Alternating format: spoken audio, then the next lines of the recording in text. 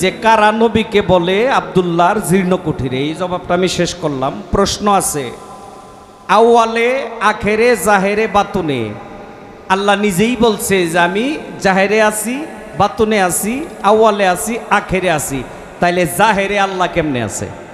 একটা প্রশ্ন এই জায়গায়। আরেকটা প্রশ্ন আছে যে আমার দয়াল নবী কাগজ চাইল কিছু লেখার জন্য, কিন্তু তাকে কাগজ দেওয়া হইল না, কারা বাধা দিল? কেন দিল না? কে? দেখেন, আল্লাহ বলেন আমি আউয়ালে আখেরে জাহেরে বাতুনে। এক কথাই জবাবটা দেয়া দেই। আমাদের ময়মনসিংহের প্রখ্যাত বাউল সাধক জালালউদ্দিন খাঁ তার একটা গানের মধ্যে বলছে, তাওয়াজ্জু হাসিল করে পীরের চরণ ধরে, ধ্যানে দিদারে মজলিনারে মন। জাহেরা পীরের সুরতে, এই যে জাহেরা পীরের সুরতে থাকলে আছে এই জগতে, না থাকলে নাই তোমার বিশ্বাসের কারণ।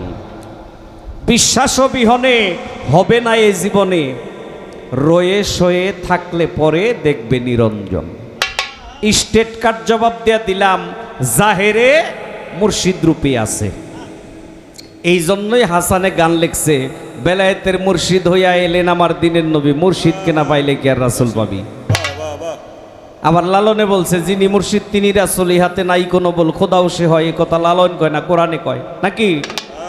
আবার হাসানে আরেক গানের মধ্যে বলছে, নিজের হাতে নিঃসুরতে বানায়াছে কাবা ঘর, কাবাতে থাকে পড়ুয়ার। হ্যাঁ, বায়াত হইয়া যাও গায় আগে কামেল পীরের হাতে, সালাত আদায় করো গিয়া একলা এক জায়গাতে, রুকুর আগে সেজদা দিয়া সামনেতে দেখো ছায়া, তোমার মুর্শিদ আছে ইমাম হইয়া, ইয়া হাসান সুরত তার। শেষ। জাহেরা সুরতে ওই যে দয়াল রূপে যার যার মুর্শিদ রূপে আছে। শুধু তাই নয়, কাল হাসরের মাঠে যেদিন আল্লাহ সমস্ত বান্দার বিচার কাজ শুরু করবে, আল্লাহ থাকবে তার আসনে বসা। আর আল্লাহকে যারা দেখবে ওই দিন, যে আল্লাহ বিচারক হিসেবে আসনের মধ্যে আছে, ওই দিন লক্ষ লক্ষ না কোটি কোটি মানুষ আল্লাহকে দেখবে। যারা গুরু ধরা মানুষ, তারা যার যার মুর্শিদের রূপে আল্লাহর রূপটা দেখবে। এক আল্লাহ এক কুরসিতেই বসা থাকবে, কিন্তু দেখবে যার যার দয়ালের রূপে। ওই যে রূপে ওখানে দেখবে, এই রূপে এখানেও আছে। এটাই হইতেছে আপনার সঠিক জবাব। ঘোরায় পেছায় না কয়ে ডাইরেক্ট বলে দিলাম। আর একটা প্রশ্ন আছে, আমার কাছে কঠিন করে 3টা জিজ্ঞাসা রাখছে। আমি দেখা টিক্কা রইছি, অন্য কোনো গায়ক হইলে ভাগ্যে যাইতো গা। কারণ এই যে কথাগুলো জিজ্ঞাসা করছে, প্রত্যেকটি কথাই অমীমাংসিত। সঠিক জবাব দিলে বিপদের আশঙ্কা, কিন্তু তারপর ও জবাব দিতেইব। কিরকম? এ কারা আমার নবীর মিলাদের সময়, কিয়াম করার সময় দাঁড়ায়া কয় আব্দুল্লাহর জীর্ণ কুঠিরে, এটা কয় কারা? এটা ওরা কয়, ওরা যারা আমার নবীকে ছোট করতে চায়, যারা নবীর সম্মানকে ছোট করতে চায়, ওরা হইতেছে ওদের এজেন্ডা। কাগো এজেন্ডা বলি, মনে কিছু নিয়েন না। 1882 সালে সর্বপ্রথম মাদ্রাসা প্রতিষ্ঠিত হয় এই এশিয়ার মধ্যে, কলিকাতায়, ভারতের কলিকাতায়। 1882 সালে যে মাদ্রাসা প্রতিষ্ঠিত হয়, এই মাদ্রাসা পরিচালনা করত যারা, প্রত্যেকটা পরিচালক ছিল খ্রিস্টান। এই আস্তে খ্রিস্টানরা যেভাবে পরিচালনা করত, ওইভাবে এটা চলতো। আর ওরা অর্থ দিয়া, টাকা দিয়া কিনা কিছু হুজুর রাখছিল। তাদের কথা ছিল, আমরা যা প্রচার করতে কইমু, যে নিয়ম কানুন দেখাই দিতেছি, এই নিয়ম কানুনেই চলবে। যারা ওই নিয়মের মানুষ, তারা এখনো ওই কথাই বলে আব্দুল্লাহর জীর্ণ কুঠিরে। যারা ওই যে ওই দলের। আর তার আরো অনেক বছর পরে গিয়া মাদ্রাসা হইল দারুল উলুম দেওবন্দ। তে বাবা, যারা কয় নবীজির আগমন আব্দুল্লাহর জীর্ণ কুঠিরে, তারা আমার নবীকে ছোট করার চেষ্টা করে, নবীর সম্মানকে ছোট করার চেষ্টা করে। এটা আবার সুন্নিয়তের মানুষ যারা এদের কাছে ধরা পড়ে যায়। যেমন মক্কার মধ্যে নাম করা বংশ ছিল কুরাইশ বংশ, সেই কুরাইশ বংশে আগমন করছে আমার নবী। আব্দুল্লাহ, ওনার অর্থ সম্পদ কম ছিল না, আস্তে আব্দুল্লাহ বড় ব্যবসায়ী ছিল তার পিতা। শুধু তাই নয়, এখনো আমার রাসূল পাক সাল্লাল্লাহু আলাইহি সাল্লাম যে ঘরে আগমন করেছিল ওই ঘরটা তো এখনো আছে। ওই সময়েও ছিল এটা বিল্ডিং, এখনো তো এটা বিল্ডিংয়ে আছে। তাহলে জীর্ণ কুটির হয় কেমনে? জীর্ণ কুটির কোনটা? পেরা ভাঙ্গা, চাল দিয়া পানি ভরে, এটারে কয় জীর্ণ কুটির নাকি? তাইলে আল্লাহর রাসূল জীর্ণ কুটিরে আসে নাই, উনি শাহী মহলে আসছে, শাহী ঘরে আসছে, শাহী কুঠিরে আসছে। এটা আমার নবীকে ছোট করার জন্য অনেকেই অনেক কথা বলে। দেখেন, ফকির আবুল সরকারকে প্রশ্ন করেছিলাম যে মাওলা আলী বেলায়েত পাইল কখন? অভিষেক হইছে গাদিরে ঘুমে বিদায় হজের শেষ ভাষণে, তাহলে বেলায়েত পাইছে কখন? বেলায়েত কখন পাইছে? যখন আমার নবীকে মদিনায় পাঠাইয়া দিল এবং কি বলল যে হুজুর আপনি আমার জন্য দোয়া করুন, আমি যেন আপনার জন্য শহীদ হইতে পারি, আপনার জন্যই যেন আমি শাহাদাত বরণ করতে পারি। এই জীবন যে নবীর প্রেমে যে নিজের জীবনকে উৎসর্গ করে দেয়, সেই তো আল্লাহর কাছ থেকে পায়। কি গো, যে আপনার জন্য জীবন উৎসর্গ করবে সেই তো আপনার সমস্ত কিছু অধিকার রাখে, কি রাখে না? আর ওই দিন যে আমার নবী এতগুলো মানুষের মাঝখান থেকে চইলা গেল, কেউ নবীরে দেখলো না, এখানে প্রমাণিত হয় আমার নবী নূর। যদি মানুষের বডি নিয়ে মানুষের মতো যাইতো, তাহলে যে ব্যারিকেড দিছিল ধরা পড়ে যাইতো। এখানেই প্রমাণ হয় আমার নবী নূর। মা আয়েশা সিদ্দিকা একদিন ডাইকা বলে, হে আল্লাহর নবী, হে আল্লাহর রসুল, আপনি যে নূরের নবী, এটা একটু প্রমাণ দিবেন আমারে। আমার দয়াল নবী মুস্কি হাসি দেয়া কয়, আচ্ছা প্রমাণ কিভাবে নিবা? কয় আপনি দাঁড়ান। মা আয়েশা সিদ্দিকার একটা ওড়না ছিল, এই ওড়নাটা দিয়া দয়াল নবীকে দুই হাতে ওড়না দিয়া পিছনে ওড়না দিয়ে টান দিছে। কাউকে যদি একটা কাপড়ের টুকরা বাজায় টান দেওয়া হয়, তাইলে হয়তো কাপড়টা ছিঁড়ে যাবে, আর নালে যাকে টান দিবে সে আয়েশা উপরে পড়বে। কি দেখা গেল, মা আয়েশা সিদ্দিকা রাদিয়াল্লাহু আনহার ওড়নাটা ঠিকই চলে আসছে, ওড়না ছিঁড়ে নাই, আবার আল্লাহর রাসূল যেখানে ছিল ওখানেই দাঁড়ায় রয়েছে। মা আয়েশা তাজ্জব হয়ে গেছে, হে আল্লাহর নবী, এটা কি করে সম্ভব? আমার দয়াল নবী মুস্কি হাসি দেয়া বলে, আমি যে নূরের নবী এটা প্রমাণ পাইছো? মা আয়েশা বলে, হ্যাঁ আমি প্রমাণ পাইছি, নূর কখনো কাইটা আলাদা করা যায় না। যারা কয় নবী মাটির, এরা দলিল না পইরা কয়, অনুমানে কয়, শুইনা শুইনা কয়। যদি কোরআন পড়া জানেন কেউ, তাহলে কেউ বিশ্বাস করবেন না নবী যে মাটির। খালি নবী না, হযরতে আদম আলাইহিস সালাম ব্যতীত পৃথিবীর আর কোনো মানুষই মাটির তৈরি না। শুধু আদম আলাইহিস সালামকে আগুন, মাটি, বাতাস, পানি, নূর, এই পাঁচটা মশলা দিয়ে আল্লাহ সৃষ্টি করছে। কিন্তু এরপরে আর কোনো মানুষ এই দুনিয়াতে মাটির না, এটা আল্লাহ নিজেই কোরআনে কয়ে দিছে। কোথায়? সূরা তারিক। এই সূরা তারিকের মধ্যে বলা আছে, ফালিয়ানজুরিল ইনসানু মিম্মা খুলিকা মিম্মা ইনদাফিক ইয়াখরুজু মিন বাইনি সুলবি ওয়াত তারাইব। আল্লাহ বলে, তোমরা একবার হলেও চিন্তা কইরা দেখো আমি তোমাদেরকে কি বস্তু থেকে সৃষ্টি করলাম। আমি তোমাদেরকে সৃষ্টি করেছি তোমার পিতার মেরুদণ্ডের রস আর তোমার মায়ের বুকের রস, এই দুইটা রস একত্রিত করে।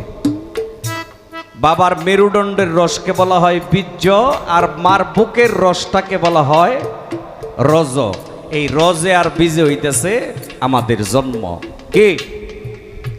আচ্ছা, তাইলে আদম আলাইহিস সালাম ব্যতীত আর প্রত্যেকেই আল্লাহ ওইভাবেই সৃষ্টি করেছে, কাউকে মাটি দিয়া সৃষ্টি করে নাই। আস্তে আর আমার রাসূলকে রোজে বিজেও আল্লাহ সৃষ্টি করে নাই। এর প্রমাণ কালেমায়ে তাইয়্যিবা লা ইলাহা ইল্লাল্লাহু মুহাম্মাদুর রাসূলুল্লাহ সাল্লাল্লাহু আলাইহি সাল্লাম। নাই কোনো মাবুদ এক আল্লাহ ছাড়া, হযরত মুহাম্মদ সাল্লাল্লাহু আলাইহি সাল্লাম আল্লাহর প্রেরিত রাসূল। আস্তে বাজায়েন না, আল্লাহর প্রেরিত রাসূল, তার মানে কি? তারে পাঠাইছে। কি এখানে কিন্তু জন্মিত বলা হয় নাই। পিতা মাতার রোজে বিজে যাহা জন্মে তাহাকেই বলা হয় জন্মিত, কিন্তু আল্লাহর নবীর বেলায় বলা হয়েছে প্রেরিত, নাকি? এই যারা নবীরে মাটির কয় ওরাও কিন্তু কালেমা তাইয়্যিবাটা এইভাবেই পড়ে, কিন্তু ওই যে তবুও কথার কথা কয় মাটির, মানে কথা কয়ে জিততে যাওয়ার লাগবো তার, এটাই হইতেছে কথা। তার মানে সে যেভাবেই পারুক চেষ্টা করে আমার নবীর সম্মানকে ছোট করে দেখার জন্য। একটা গ্রুপই আছে, ওদের আর কোনো কাজ নাই, শুধু এগুলি তারা গবেষণা করে যে কিভাবে আমার নবীকে ছোট করা যায়। আল্লাহ যারে বড় কইরা রাখছে তারে কি আর মানুষে ছোট করবার পারে? এটা কি সম্ভব? হ্যাঁ, কয়দিন আগে দেখি এক শয়তানে কইতাছে, কয় আল্লাহর নামের সাথে মুহাম্মদ নামে একসাথে লেখা যাইব না। আবার এক পাশে আল্লাহ নাম, এক পাশে আল্লাহ মুহাম্মদ, দুইটা নাম একসাথে ও এই লাইভে আইসা এই পোস্টার মানে একটা কাগজে লেখা, এই কাগজটা ছিঁড়ে দেখাই দিল, কয় এই দুই নামে একসাথে লেখা যাবে না। তে আসলেই শয়তান তো বিভিন্ন কোয়ালিটির, শয়তানের তো বংশধর অনেক বড় হয়ে গেছে, নাতি আছে, পুতি আছে। তে ওরেও আমি শয়তানের বংশধরের মধ্যে একজন ধরে রাখছি আর কি। আল্লাহ নিজে যে জায়গায় ঘোষণা দিয়ে দিছে যে যে আমার কাছ থেকে আমার হাবিবকে আলাদাভাবে, যে আমার নবীকে আমার হাবিবকে আমার কাছ থেকে আলাদাভাবে, তার কোনো ইবাদত গ্রহণযোগ্য হয় না।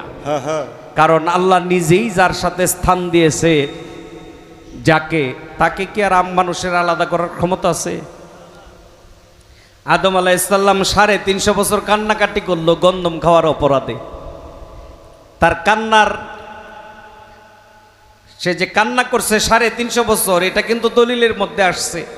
এখনো কিন্তু মুনাজাতের মধ্যে অনেকে আমরা বইলা থাকি, রব্বানা যালামনা আনফুসানা ওয়া ইল্লাম তাগফির লানা ওয়া তারহামনা লানাকুনান্না মিনাল খাসিরিন। আদম আলাইহিস সালাম এই যে এই বিচ্ছেদ গান গায়ে গায়ে কানতো, কিন্তু আল্লাহ মাফ করে না।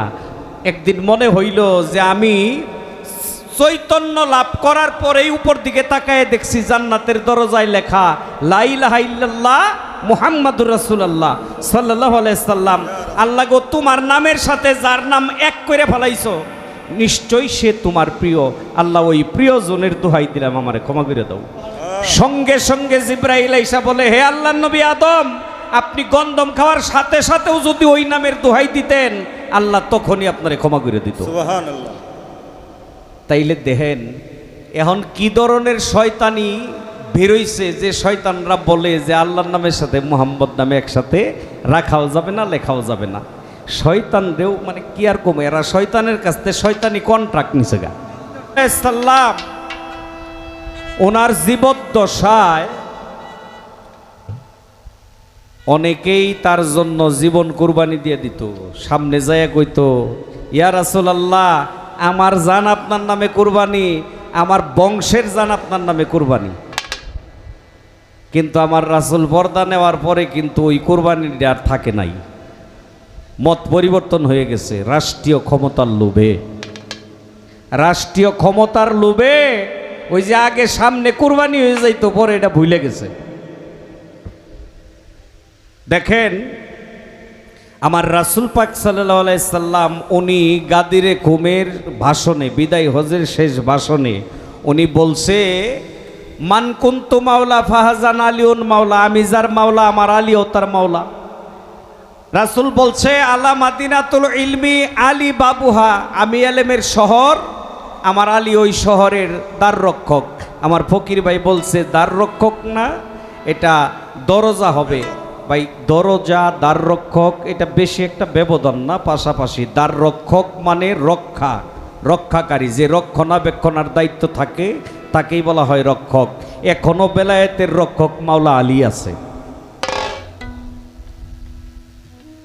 দয়াল নবী এলেমের শহর, কিন্তু ওই যে ওই এলেমের দ্বার রক্ষক আমার মাওলা আলী আছে। এটা ঘোষণা দিছে গাদিরে খুমে। তৎকালীন সমস্ত সাহাবাগণ গিয়া দয়াল এই মাওলা আলীর হাতে চুমা দিছে আর বলছে তুমি ধন্য ধন্য আবু তালিবের বেটা। কিন্তু আমার নবী আনুষ্ঠানিকভাবে কখনো কোনোদিন কোথাও বলে নাই যে আবু বক্কর সিদ্দিক, আমি যার মাওলা সিদ্দিক তার মাওলা, আমি যার মাওলা উমর তার মাওলা, আমি যার মাওলা উসমান তার মাওলা। আমার দয়াল নবী তো কখনো এই ভাষণ দেয় নাই কোথাও, দিছে? তে আমাদের দেশে তো হন তরিকও বাইর হইছে, কয় আমগর তরিক তো এটা আবু বক্কর সিদ্দিক থেকে আইছে। কি বাইর হইছে না তরিকত? আমাদের বাংলাদেশে অনেক মুরিদানও আছে। জিগাইলাম যে আপনাদের তরিকার গোড়াটা কোনটা? আমারে কয় আসতে আপনি যে তরিকায় বায়াত হইছেন চিশতিয়া তরিকায়, আপনার তরিকার গোড়া কোনটা? তা আমি বললাম যে মাওলা আলী কারিমুল্লাহ ওয়াজহু উনি বেলায়েত প্রাপ্ত হইছে আল্লাহ আল্লাহর রাসূলের কাছ থেকে, উনার কাছ থেকে বায়াত গ্রহণ করে খেলাফত প্রাপ্ত হইছে মাওলা হাসান বসরি রহমাতুল্লাহ আলাইহি। হাসান বসরির কাছে বায়াত গ্রহণ করে হজরতে খাজা ওয়াহেদ বিন জায়েদ এবং কি তার কাছ থেকে খেলাফত পায়। এই খাজা ওয়াহেদ বিন জায়েদ উনি চিশতিয়া তরিকার গুরু। তার আগে চিশতিয়া তরিকা বলতে কিছু ছিল না। এই খাজা ওয়াহেদ বিন জায়েদের নামে চিশতিয়া তরিকার 5টা খানদানের মধ্যে একটা খানদান জায়েদিয়া। আর জীবনী পইরা পাইলাম হাবিব আজমি রহমতুল্লাহ আলাইহি, উনি পরে গিয়া বায়াত হইছে হাসান বসরি রহমতুল্লাহ আলাইহির কাছে। বায়াত হওয়ার পরে সেও খেলাফত প্রাপ্ত হয়, সে কাদরিয়া তরিকার গুরু। তাইলে আমাদের গোড়াটা হইতেছে মাওলা আলী, মাওলা আলী থেকে দয়াল নবী আল্লাহ, নাকি? আচ্ছা, আমাদের তরিকতের গোড়া যেটা ওই যে চিশতিয়া তরিকার খাজা ওয়াহেদ বিন জায়েদ আর কাদরিয়া তরিকার হাবিব আজমি রহমতুল্লাহ আলাইহি। তে আমারে কয় কি কয় আমরা যে তরিকার মুরিদ এটা আর অনেক উপরে। আমি কই কেমনে গোড়াটা কন? কয় আবু বক্কর সিদ্দিক। আমি কই কোনো দিন তো কোনো দলিলে পাইলাম না যে দয়াল নবী আবু বক্কর সিদ্দিক রাদিয়াল্লাহু আনহুকে খেলাফত দান করছে, ওসমানের দান করছে, হযরত উমরের দান করছে, কিন্তু মাওলা আলীর দান করছে। এর তো দলিলের অভাব নাই। কি এই জন্য বলি বাবা, আগে যারা নবীর নামে কুরবানি হয়ে যাইতো গোষ্ঠী সহকারে, পরে নবী পর্দা নেওয়ার পরে এই কুরবানি আর থাকে নাই। তারা অনেকেই মত পরিবর্তন করে ফেলাইছে রাষ্ট্রীয় ক্ষমতার লোভে। আমার রাসূল পাক সাল্লাল্লাহু আলাইহি সাল্লাম উনাকে দাফন কাফন করছে মাত্র কয়েকজনে। আল্লাহ যারে সৃষ্টি না করলে কিছুই সৃষ্টি করতো না। তার মাটি মঞ্জিলের সময় তো লক্ষ লক্ষ মানুষ থাকার কথা, কি বাবা থাকার কথা না? কিন্তু তাদেরকে আসতে দেওয়া হয় নাই, তাদেরকে ব্যস্ততার মধ্যে রাখছে। ওই যে কার পরে কেডায় রাষ্ট্রীয় ক্ষমতা নিব এই মিটিং মিছিল দিয়া বিভিন্ন জায়গায় জায়গায় বৈশা তারা মিটিং করছে, রাষ্ট্রীয় প্রেসিডেন্ট কে হবে। কিন্তু আমার মাওলা আলী ওই প্রেসিডেন্ট হইব এই লোভও তার মধ্যে ছিল না, এই চিন্তাও তার মধ্যে ছিল না। মাওলা আলী মাত্র কয়েকজন ব্যক্তিকে নিয়া দয়াল নবীকে ওই দিন তার মাটি মঞ্জিল সম্পন্ন করেছিল। শুধু তাই না, পরে যখন ওগর মিটিং মিছিল শেষ হয়েছে, রাষ্ট্রীয় ক্ষমতা কার পরে কেডাইব সিরিয়াল ঠিক করছে, ঠিক করে আয়া দেহে দয়াল নবীর দেহ মুবারক তো মাটি মঞ্জিল হয়ে গেছে। কইতেছে কয় এটা আমরা মানি না, আমরা পুনরায় এই দেহটা তুলবো, আবার তুইলে আমরা আবার মাটি মঞ্জিল দিব। তখন মাওলা আলী দয়াল নবীর রওজার উপরে সইরা বসে, দুই পাশে দুইটা তার পা দিয়া রওজার উপরে চইরা বসে, ঘোড়ার উপরে যেমনে চড়ে,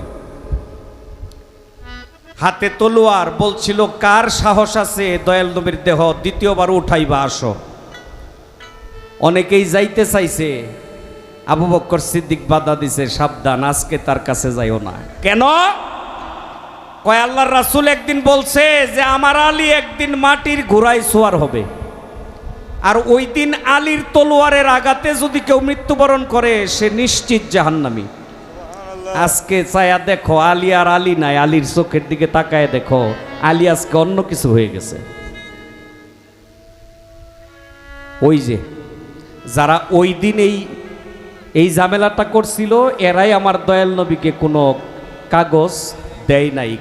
আমার দয়াল নবী কাগজ চাইছিল লিখিত আকারে ঘোষণা দিয়ে যাওয়ার জন্য। উনি মৌখিক ঘোষণা দিছিল গাদিরে খমে বিদায় হজের ভাষণে, ওটা লিখিত কইরা দিত, কিন্তু ওই লেখার সুযোগটা তারা দেয় নাই। আল্লাহর নবী যেন কিছু না লেখা যাইতে পারে, লেখা গেলেও এটা থইতো না। আল্লাহ যেটা লেখা পাঠাইছে এটাই তো কমাইয়া লাইছে। কেউ কোরআনে 6666 আয়াত যুগে পাওয়া যায়। আমি নিজে একটা একটা করে আয়াত অনেকবার গুনছি, কিন্তু মূলে গিয়ে মিলে না, বেশ কিছু কম। তাইলে আল্লাহ যেটা লেখা পাঠাইছে এখান থেকেই যদি কমায়, তাহলে আমার নবী লেখা থেকে গেলে এটা কমানি তো আর কোনো বিষয় না। যারা কমানির তালে ছিল ওরা কমাতেই থাকতো। যাক, প্রশ্ন করছিলেন, জবাবটা দিলাম, যেমনি হোক জবাবটা দিলাম যে আমার দয়াল নবীকে কেন কাগজ দেওয়া হইল না, নবী কি লিখতো। নবী ওই যে গাদিরে খুমে যা ভাষণ দিয়েছিল ওইগুলি উনি নিজে লিখিত দেয়া যাইতো। এখনও যেটা গুরু মুর্শিদরা করে, আগে গুরু মুর্শিদরা মৌখিকভাবে ভক্তকে খেলাপথ দান করে মানুষের সামনে, কি দান করে না, এরপরে আবার লিখিতও দেয়া দেয়, কি দেয় না, লিখিতও দেয়া দেয়। দ্বারাটা ওইটাই আছে, দ্বারা ওইটাই আছে, ওখান থেকেই শিক্ষা। আচ্ছা, এইবার আমার ছোট্ট করে দুইটি কথা জিজ্ঞাসা থাকবে, বড় প্রশ্ন না, ছোট্ট। আদম আলাইহিস সালাম নবুয়ত পাইছে হাতের আঙ্গুলির মধ্যে, মুসা নবী নবুয়ত পাইছে হাতের লাঠির মধ্যে, ইউসুফ নবী নবুয়ত পাইছে চেহারার মধ্যে, দাউদ নবী নবুয়ত পাইছে তার কণ্ঠের মধ্যে। বিভিন্ন নবীগণ বিভিন্নভাবে নবুয়ত পাইছে, তাদের নবুয়ত একটা পাওয়ার ছিল, লাঠির মধ্যে হোক, হাতের মধ্যে হোক, চেহারার মধ্যে হোক, ছিল না? আমার দয়াল নবী নবুয়ত পেয়েছিল, ওই নবুয়তটাকে খালি নবুয়ত কয় না, ওটাকে বলা হয় মোহরে নবুয়ত। তার পিঠ থেকে উপরে, ঘাড় থেকে নিচে, মাঝামাঝি স্থানে মোহরে নবুয়ত ছিল, কবুতরের ডিমের ন্যায়, এটা দেখা যাইতো। আমার একটু জিজ্ঞাসা থাকবে, আল্লাহ নবুয়ত দান করত নবীদেরকে, তারপরে তারা নবুয়ত প্রাপ্ত নবী হইতো, তাই না? আপনি একটু জবাব দিবেন, এখন বর্তমানে বেলায়েতের আদান প্রদানটা আপনারা কিভাবে করতেছেন? একজন মুর্শিদ, একজন গুরু যখন তার একটা ভক্তকে খেলাপথ দেয়, বেলায়েত দান না করে তো খেলাপথ দেয় না, কি দেয় কেউ? বেলায়েত ছাড়া কি খেলাপথ পাবে? আগে বেলায়েত হাসিল করতে হবে, তারপর তাকে খেলাপথ দান করে, নাকি? আমার একটু জানার বিষয়, আপনি বেলায়েতটা কিভাবে দান করবেন, বেলায়েতটা হস্তান্তর করা হয় কিভাবে, কোন নিয়মে, আর নবুয়ত তো দেখতে কি ছিল এটা আমি বর্ণনা দিয়ে গেলাম, বেলায়েতের কোনো বর্ণনা আছে কিনা? কি বুঝাইছে আপনাদের? বেলায়েতের লেনা দেনাটা কিভাবে হয়, বেলায়েতের কোনো চিহ্ন বা বেলায়েত চোখে দেখা যায় কিনা, এর কোনো মানে দেখার কোনো ব্যবস্থা আছে কিনা? ছোট্ট করে দুইটি কথা আমি বেলায়েতের পালার মধ্যে রাখলাম।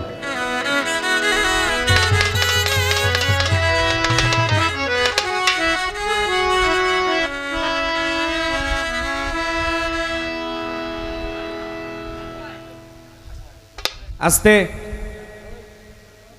আমরা যদি গুরু মুর্শিদরে যাই একটু ভক্তি করি, তো একটা নাউজুবিল্লার বাজার জমা যায়, কয়টা শিরিক হয়ে গেছে, কি জমে না? আমরা যদি মুর্শিদের কদম মুসি করি, এইটা নাউজুবিল্লার বাজার জমা যায় একটা সাইডে, কি জমে না? তারপরেও আমাদের কিছু যায় আসে না, আমাদের কর্ম তো আমরা করি, নাকি? অনেক মাজারে দরবারে লেখা হয় মাজারে সেজদা করিবেন না, কি লেখা থাকে না? কিন্তু যে সেজদা দিব হয় কি আর সাইনবোর্ড খুঁজে, হে কাম সাইরেই ফেলায়, সারে না? আচ্ছা, আমার ফকির ভাইয়ের কাছে আরেকটি কথা থাকবে, এই কথাটা একটু অমীমাংসিত, আমারে অমীমাংসিত কথা জিগাইছে, একটা কথা অমীমাংসিত, আমিও তার একটু জিগাই, এটা যুক্তি কইলেও চলে। আপনি একটু বলবেন, আমার রাসূল পাক সাল্লাল্লাহু আলাইহি সাল্লাম উনি পূর্ণ বেলায়েত বা পূর্ণ সকল কিছু দিয়েই মাওলা আলীকে ঘোষণা দিয়ে গেছিল, সমস্ত কিছু দিয়েই ঘোষণা দিয়েছে মাওলা আলীকে। মাওলা আলী কারিমুল্লাহ ওয়াজহু আমার রাসূলকে চিনেছে, দেখেছে। আলীর মতো করে অন্য কোন সাহাবা আমার নবীরে চিনতে পারে নাই, দেখতেও পারে নাই। পরে মজ